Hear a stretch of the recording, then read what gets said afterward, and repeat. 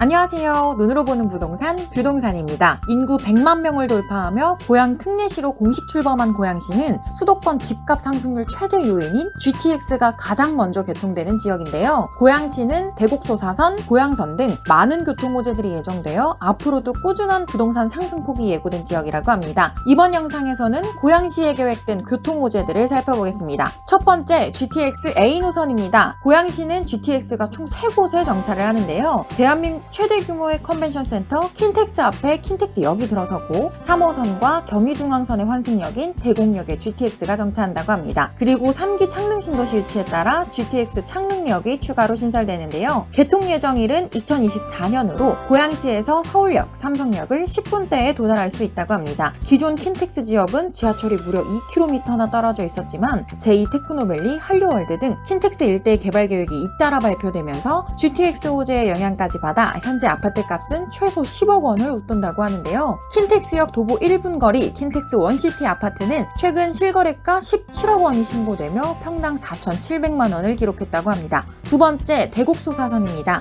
서해선 연장선인 대곡소사선은 2023년 1월 바로 내년에 개통되는데요. 기존 안산에서 시흥, 부천을 연결했던 서해선이 김포공항역을 지나 고양시 대곡역까지 연장된다고 합니다. 2023년 대곡소사선이 개통되면 김포공항을 한정거장에 이용할 수 있고 대곡역에서만 3개의 노선을 환승할 수 있게 되는데요. 이후 2024년 GTX A 노선이 개통되고 고양, 양주, 의정부를 잇는 교외선까지 운행이 재개될 경우 대곡역은 왕십리, 서울역처럼 5개의 노선이 교차하는 광역 환승역으로 거듭나게 된다고 합니다. 세 번째, 고양선입니다. 앞선 호재들에 비해 고양선은 개발이 불투명한 노선이었는데요. 창릉신도시의 광역교통계획이 발표되면서 고양선의 대략적인 노선도가 나왔다고 합니다. 내년 하반기 국토부 승인을 거쳐 최종 정거장 위치를 발표한다고 하는데요. 현재까지 발표된 정보로는 서울대 입구에서 은평구까지 연결된 서부선을 창릉신도시를 지나 3호선 화정역을 거쳐 고양시청까지 연결한다고 합니다. 개통 예정일은 창릉신도시가 완성되는 2029년을 목표로 진행 중이라고 하네요.